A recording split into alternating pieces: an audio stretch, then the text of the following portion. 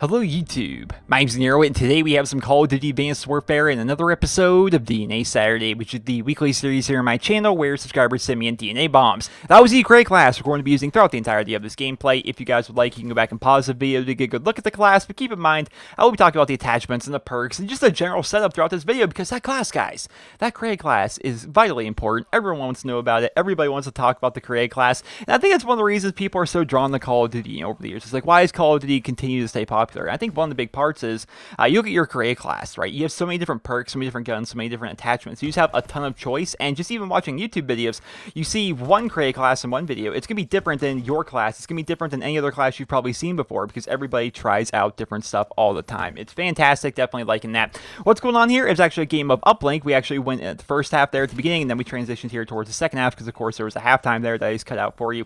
But it's a game of uplink once again here on the map Biolab using the TAC-19 shotgun, and the gameplay itself is actually sent in by a returning guest here on the show. He goes by the name of Rethio, who is a darned good player, and you'll be seeing that, man. You'll be seeing it. He's actually running around the TAC-19 here, just having a tons of fun, and I love it, man. Using pump action shotguns, it's one of my favorite guns in the game. TAC-19, you guys know that. I've done weapon guides on it. I've done a bunch of videos using it in my gameplays. It's just a gun I enjoy. It's the only pump action in the game, and you guys know me, man. Pump actions and double barrels, I'm a big fan. Let's start hopping into this. Let's start talking about this Cray class, because the class he's using is actually maybe not something you would use normally. Like, you've seen the gameplay, he actually got a challenge earlier. Maybe if you have a keen eye, you probably saw it.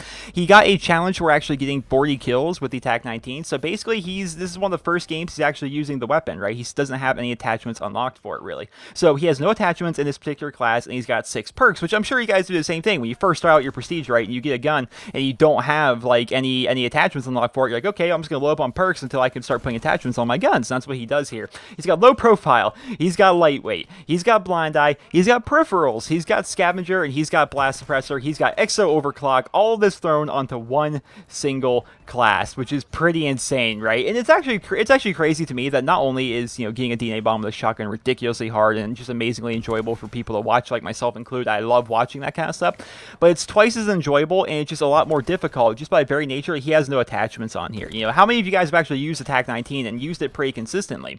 Try using that TAC-19 without a laser sight. Try using it without advanced rifling. It's not very fun. It's actually really annoying up until the point where you get your laser sight and your advanced rifling. At least for me.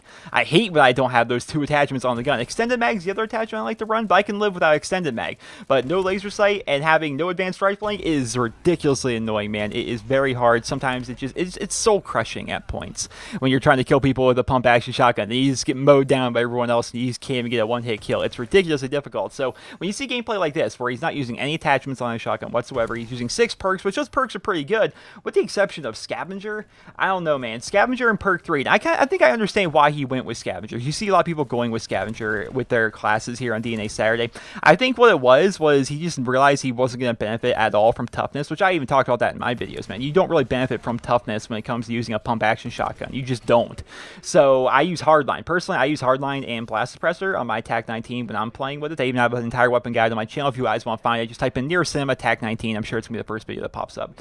But if you guys want to check out that guide, I'm going to say use hardline, because you don't need toughness, and I like having hardline on there just so I can acquire my kill streaks a bit easier, and those kill streaks are usually going to be stuff like the UAV and stuff like the system hack that are going to make it easier for me to get close to people with my shotgun, which is the exact same kill streaks he's using in this video. So I would definitely recommend that. I don't recommend Scavenger on this, because I feel as though you have more than enough ammo to actually, you know, suffice on a TAC-19 shotgun. But if you were to replace Scavenger in this particular class and use hardline, I think you would have a lot of fun. I think it's definitely pretty good.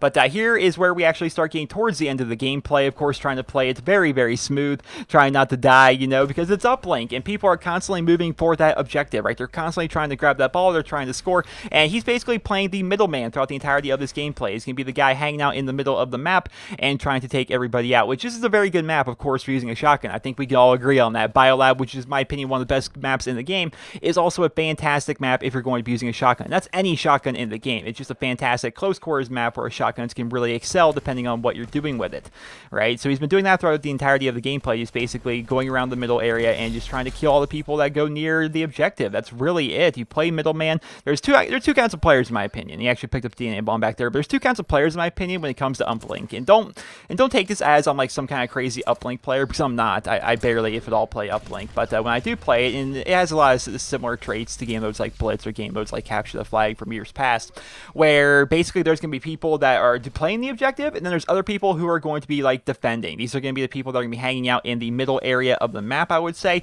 and they're basically going to be there to try and establish map control for your team. And that's really what he did throughout the entirety of the gameplay, using the TAC-19 shotgun and getting a final score of 66 kills and 6 deaths, which is not creepy at all. I don't know what you guys are talking about, getting that 666 score in there, but regardless, that was amazing. Getting that many kills with a TAC-19 shotgun, not using any lethal kill streaks, and not having any attachments, for crying out loud, man. And once again, no laser sight, no advanced rifling on that class. You see him right here. He's actually unlocking all of his attachments. I don't usually show this far in the gameplay, but you're actually seeing he's unlocking all of his attachments and all of these cambos. He just did ridiculously well with the TAC-19 in that gameplay.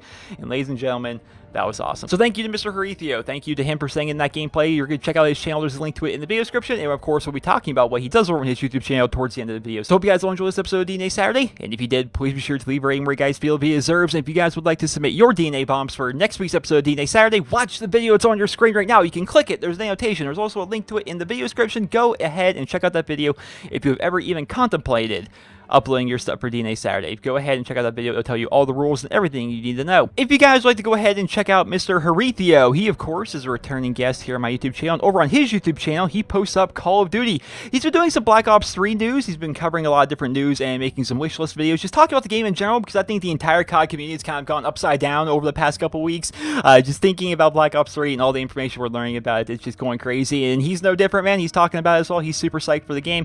He also posts Advanced Warfare videos covering news, and he likes to also post up DNA bombs and tip videos and things of that nature. He's also recently posted up a Black Ops 2 montage, and I watched that montage, and I gotta say, for me, the editing wasn't my cup of tea, but the clips that he has in his montage are freaking next to none, man. They're amazing. I actually thought they were actually really, really good clips, and I enjoyed my time watching that video. So go ahead and check out his channel if you guys haven't already. He's actually just under 1,000 subscribers at the time of me recording this video. At the time of me recording this video, he has 954 subscribers.